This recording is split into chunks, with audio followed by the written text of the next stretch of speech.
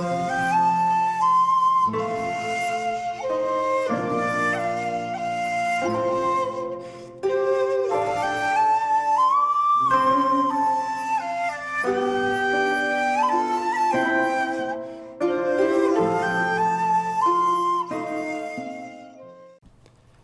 there, this is Solitude Films, and welcome to a random review.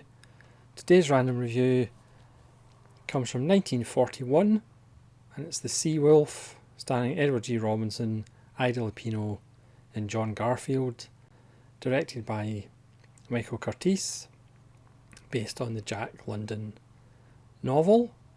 Curtiz and Garfield would reunite in another nautical film, The Breaking Point, in 1950, which is quite wonderful and is coming to Criterion Region B. This is Criterion Region A. This is the premium collection Blu-ray of The Sea Wolf, which you can still get in the 2 for 15 sale, I believe, but that's probably going to run out quite quickly. But it's well worth picking up. I'm guessing in the US this is probably in a Warner Archive Blu-ray, perhaps. You just get the theatrical trailer in the radio version on this premium edition, but the film itself is pretty wonderful. It also co-stars lots of famous faces from Hollywood. They might not kind of recognise the name. So Alexander Knox plays kind of the fourth main character. Gene Lockhart, who always kind of plays comedy characters, he plays the Doctor, and Barry Fitzgerald, who also kind of plays comedy characters in a lot of the films that he's in, plays Cookie. So we start with John Garfield's character, who is obviously on the run and sweating profusely in San Francisco in the year 1900, and he goes into a bar to hide from the cops, and he kind of overhears a conversation where shady characters are trying to get shady characters to build a crew for a ship by any means necessary, including putting drugs in people's drink, or just beating them up and throwing them in a small boat to go to the ship. And John Garfield, who is doing one of his kind of balled up bodies of pure rage, he lashes out and ends up volunteering. Not everybody volunteers for this ship, but he volunteers to basically get away from the heat. We then meet Alexander Knox, who's a very middle class character, and then we meet Ida Lupino, who are on this steamer, and again she's being looked for by two shady characters who are law enforcement, but they're not uniformed cops. She tries to ask Alexander Knox to vouch for her, but he refuses because it's the law. So just as she's about to be taken away by these two guys because she is wanted, their ship runs into another ship and there is a wreck, and Alexander Knox and Ida Lupino are brought on to the ship that John Garfield has joined, and it is a ship called the Ghost, or just Ghost, which obviously Ghost Ship has plenty of nautical meanings, and the captain is Wolf Larsen, hence the title of the book and the film, and it's played by Edward G. Robinson in full snarl mode, calling people scum and punching them for not following orders. I mean, we're greeted, we kind of follow Alexander Knox as he wakes up and he's in the galley and he slowly gets his bearings, goes up to the deck, and a character is being doused with water, and we find out this is the first mate who may or may not die, and Edward G. Robinson is walking up and down frustrated of the inconvenience that if his first mate dies. And we meet John Garfield again, who is part of the crew just as a cabin boy, and the first mate dies, much to the annoyance of Edward G. Robinson, so he has to get somebody else to be the first mate, and Alexander Knox is shocked by this and just the lack of empathy, so he confronts Edward G. Robinson and is told the truth about the conditions, and they won't be dropped off at the nearest port because they don't go to ports. They're a fairly shady vessel doing shady things, which we find out later what they're actually up to, which I won't go into. So Alexander Knox ends up being the cabin boy, and John Garfield is promoted to a job that's probably even worse, which he's not happy about. So he rails against Edward G. Robinson. Everybody is angry and annoyed in this film, but they're still likeable, even though they spend most of the time being angry and furious with each other and snarling at each other. So the film it changes from who the kind of perspective or who the kind of lead is. So for the beginning of the film, we see a lot of Alexander Knox and follow his journey, and once the initial brutality is over with, Edward G. Robinson kind of realises that Knox is a writer, and Knox suggests that he might write a book about him. I don't know whether that's how the book The Sea Wolf was essentially based on, if Jack London is the Alexander Knox character, or imagines himself to be the Alex Knox character.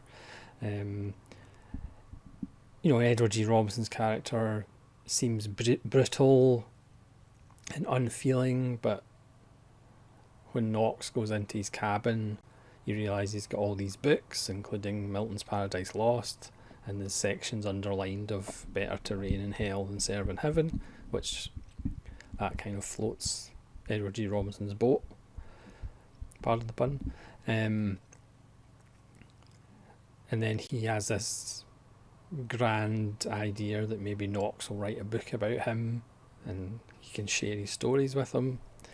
And then thrown into this is Ida Lupino, who after we're introduced to her, she disappears for a while because she's sick and dying, and they think she's not going to make it.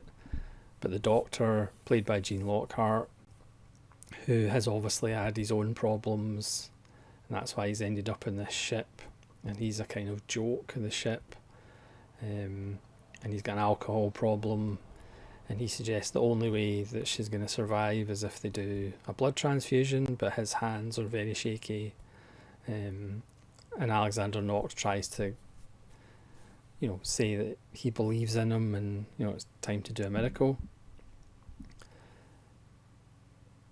So Ida Lupino recovers, because there wouldn't be much point if Ida Lupino died in the first 20 minutes of the film. And the doctor brings her out, and he's dressed himself up in one of the suits that he used to have. He says, he used to have 20 different suits, and they're all more expensive than the last one, but he's down to his last suit. Either he had to have a quick getaway, or he sold them all to sort his alcohol problem. And of course all the crew laugh at him because he's dolled up, and then he brings Ida Lupino out, and Ida Lupino pleads to the captain as a lady, to put her off at the nearest dock. But Edward G. Robinson kind of knows that she's perhaps not the lady that she purports to be. And then once she's exposed, she becomes, what she is, which is essentially just another one of the crew with a dark, shady past, trying to escape from something, and trying to get off the ship as quickly as they can, but they can't quite manage that because of Edward G. Robinson's iron fist. But Edward G. Robinson has a few skeletons in the closet. He has a few secrets that if the crew found out, would lessen his position on the boat. So that's probably as far as I'll go with the plot. But it is wonderful as these characters, their allegiances kind of shift as the journey goes on. Perhaps people's stances and attitudes towards each other soften somewhat, but it's not, it doesn't turn into romantic slush or anything like that. So even when somebody might soften a bit towards Ida Lupino and Ida Lupino softens a little bit to somebody else, there's still the chance that they'll screw each other over, not in the literal sense. And it's just kind of wonderful the way Edward G. Robinson controls this motley crew. There's a scene where the doctor goes to Edward G. Robinson and asks him, can you tell the crew to actually call me doctor, not to laugh at me, because I used to be something, and he just wants some dignity back. And Edward G. Robinson gives this wonderful speech to the crew, but then proceeds to kick the doctor down the stairs, and of course they all just continue to laugh at him. So there's moments where you think it's going to go one way, and it doesn't. It goes the other way, which is rather entertaining and kind of keeps you guessing as to who's going to end up being on whose side.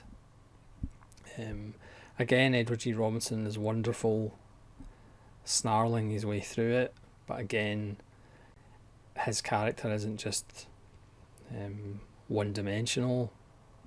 John Garfield again starts as the pent-up ball of fury, but he changes a little bit during the film. Ida Lupino is fantastic, as always, and Alexander Knox, again, you might not recognise the name, but you'll recognise the face. He actually gets a good meaty role and probably should be fourth on the bill, but obviously he was never the star that the other three leads were. And again, wonderful support by character actors that you'll recognise their faces. Gene Lockhart's really good as the Doctor, who is a small part but has a story of his own and a background of his own. And Barry Fitzgerald is Cookie, strangely enough the cook, is probably the nastiest character in the film, but he's always worth the price of admission. So it's it's 100 minutes long. It absolutely rattles along, flies by. Curtiz knows pacing. The set pieces are really good. The wreck at the start of the film is really well done. The introduction of each of the characters is really well done as well. And yes, everybody starts off as one thing but change slightly. Edward G. Robinson's character is very complicated, but Alexander Knox kind of can see through him and reads extracts to Edward G. Robinson of the book that he's going to write about him,